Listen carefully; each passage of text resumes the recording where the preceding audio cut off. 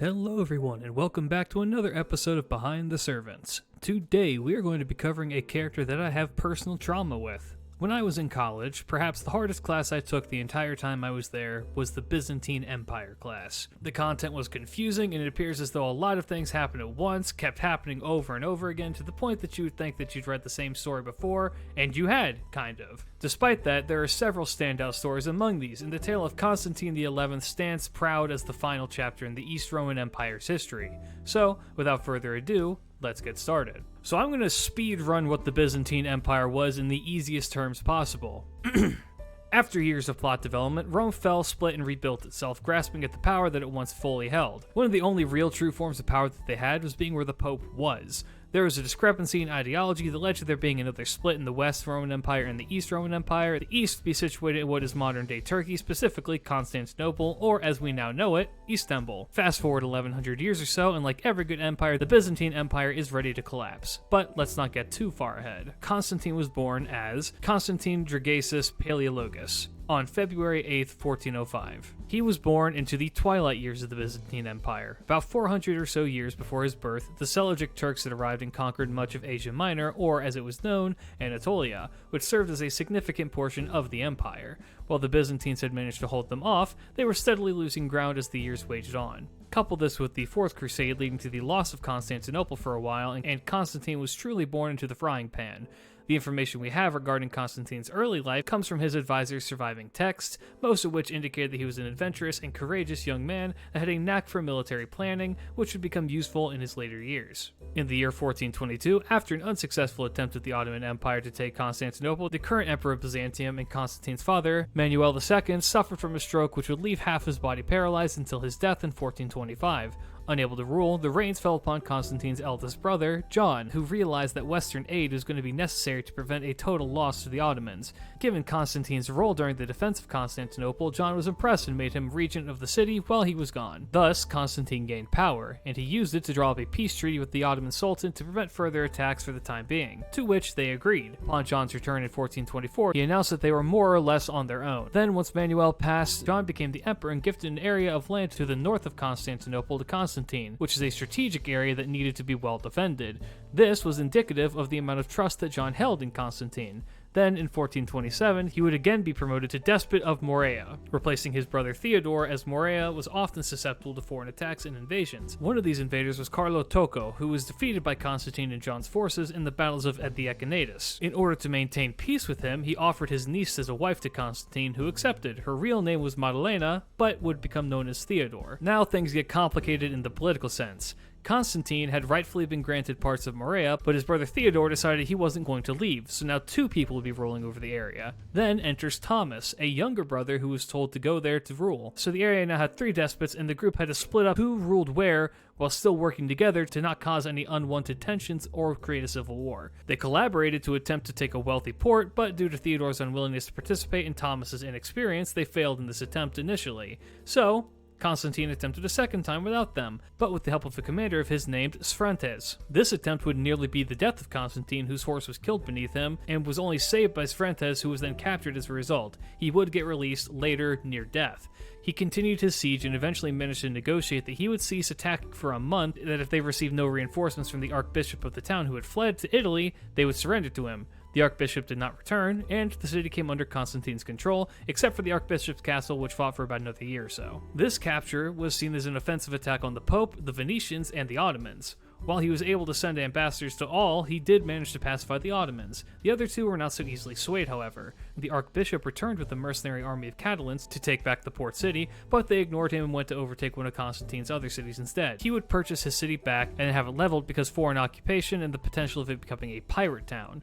Then, in 1429, Theodora died. The 1420s were a very productive and eventful decade for the Byzantines, who now held all of the Peloponnese area, effectively taking everything they had lost during the Fourth Crusade back to them, save for what was held by the Venetians. Unfortunately, this led to suspicions from the Ottoman Sultan, who ordered his troops to go and remind them who was really in control. See, at this point in time, the Ottomans had full control over the Byzantine Empire and were forcing them to pay tribute. So, any little minor transgression or invasion had the potential to come across as an offense to the Ottomans.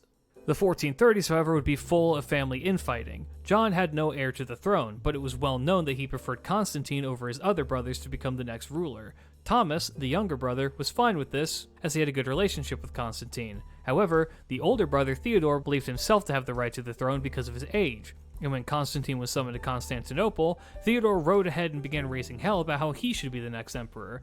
This was an argument that would last for about a year until they were eventually both pacified to prevent a civil war. The meaning of the trip to Constantinople was not for him to become the co-emperor, but because John needed him to city-sit as regent again while he went to Italy. Unfortunately, this made Theodore's motives very clear for the future. The purpose of John's visit to Italy was to request aid, but was essentially told that they were not true Catholics because of the 1100 years long split from the church. However, after much discussion, the churches agreed to unify and John returned. Here's the thing, this set off a lot of red flags for not just the Ottomans, but also many of the people in Byzantium. This set off a lot of red flags for the Ottomans, who were already becoming wary of the Byzantines, and the citizens felt betrayed that they had lost the independence of their church because of this union. Constantine remained in Constantinople for the full of the year of 1440, likely to find a wife and remarry. He did find one and married a noblewoman named Caterina Gadlisio, and they returned to Morea.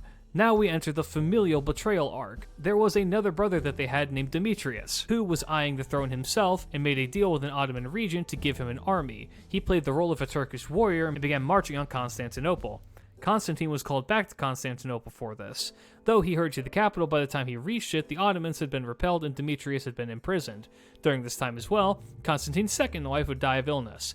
Then, in 1443, Theodore abandoned his despot duties, leaving the area of Morea to Thomas and Constantine. Under their rule, Morea became a cultural center for the empire, more so even than Constantinople itself.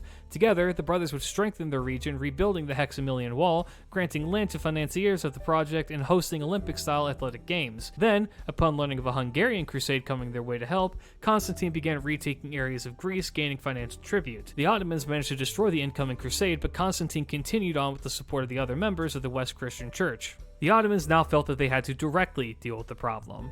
Unwilling to simply hand over all that they had gained, in 1446 Constantine and Thomas fought in Greece and lost, and managed to rally back at the restored Hexamilian Wall. The Ottomans had 60,000 troops, tripling Constantine's 20,000, which were devastatingly destroyed almost entirely. Backed into the wall with no possible means of truce, the brothers were forced to pay tribute and vowed to never reconstruct the Hexamilian Wall. In 1448, both Theodore and John would pass away, and the three remaining brothers returned to Constantinople. Thomas had no desires for the throne, Demetrius very much did, and Constantine was the favored brother to take it. Upon his arrival, it was agreed by their mother Helena, Thomas, and Constantine himself that he would become the new ruler of the Byzantine Empire, thus outnumbering Demetrius. Constantine's first order of business was to go settle things with the Ottomans, drawing up a peace treaty which was agreed upon. Then, he replaced his former position with his brother Demetrius to get the bigger internal threat away from the capital, where he may try to cause a revolt. Then another issue arose. The former Sultan Murad II had died and was replaced by his son, the ambitious Mehmed II. Though he swore upon Allah, Muhammad, and the Quran that he would not bring any harm to the Byzantines, Constantine was not convinced. He tried, and ultimately failed, to gather allies to his defensive cause. The only upper hand that Constantine had was that another heir of the Ottoman Empire was a longtime captive in Constantinople, and should he be released, could cause a potential civil war. So, in an attempt to prevent that, the Ottomans had paid them to keep him a captive. When Constantine claimed that the annual payment was not enough currently, Mehmed essentially responded with, "Try anything and we will crush you."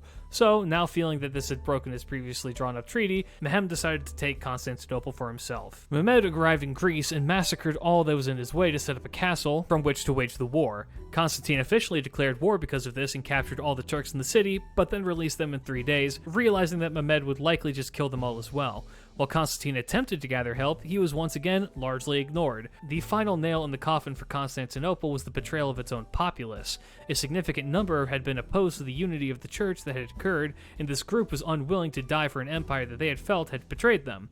Thus, the forces of Constantinople had weakened. They did find an ally in the Venetians, who had also been affected by Mehmed's invasion. Other small groups agreed to help and stood tall for the last stand of Constantinople. The Western Christian groups did eventually send forces, after the city had fallen already. Yes, from here we discuss the tragic loss and end of Constantine and the Byzantine Empire. With his brothers occupied defending Morea, all that was there to defend the city was approximately 8,000 troops, the majority of which were misplaced Greeks, to Mehmed's 80,000. The siege started in the water, and though less manned, they were able to keep the Ottomans at bay for a time, but then the Byzantines began running out of food, and the Ottomans managed to break free. The Ottomans made land and began sieging through the city. Through the use of cannons, they made an opening in the walls, and began prepping for an assault. They cared not for anything aside from taking the city, and offered to grant an area to Constantine if he surrendered now. But both were determined to get the city, and Constantine denied this request. The Sultan then requested the citizens directly to leave or surrender, and that if they did, the Ottomans would permit them to do so. Constantine's counselors begged him to flee, but he refused, responding as such: "God forbid that I should live as an emperor without an empire. As my city falls, I will fall with it. Whosoever wishes to escape, let him save himself if he can, and whoever is ready to face death, let him follow me." He then sent this message to the Sultan: "As to surrendering the city to you, it is not for me to decide or for anyone else of its citizens. For all of us have reached the mutual decision to die of our own free will without any regard for our lives." This is the last known communication that they had. Then came the ill omens. A lunar eclipse, harkening back to a prophecy that Constantinople would fall when the moon was on the wane, an idol of Mary slipping during a procession in her honor, seemingly causing rain, hail, and a thick fog to roll in. Then, on May 26th, the roof of Hagia Sophia lit up seemingly on its own, seen by both the Ottomans and the Byzantines. The Ottomans saw it as a sign of good fortune, and the Byzantines saw it as a harbinger of their own doom. And yet, Constantine still held. The final siege occurred on May 29, 1453, and Constantine held the walls for as long as he stood. We do not know how he died, simply that he was killed while fighting the Ottomans in his last stand. None of his entourage survived the assault to recount what happened. Ottoman accounts agree that he was decapitated. Whether this was pre or post-death is unknown. But with his death, the end of Byzantium followed. Constantine's story is one of rebellion. He was born to a dying kingdom against an unstoppable force, but he still stood against these odds. Though he met his end and with it the end of over 1,000 years of an empire, he did so in a way befitting of any good ruler, the captain going down with his ship. But that's it. Constantine in the books. This is probably the most timely I've ever been with one of these, and maybe I'll try to make a trend of this. But for now, thank you all so much for watching. I really do appreciate it. Let me know what you thought down in the comments. Like the videos, it really does help out the channel. Subscribe to catch these as they go up. Follow my Twitch for significantly less structured content. Join the Discord down below. I also have a Twitter. But for now, keep your chin up. Peace.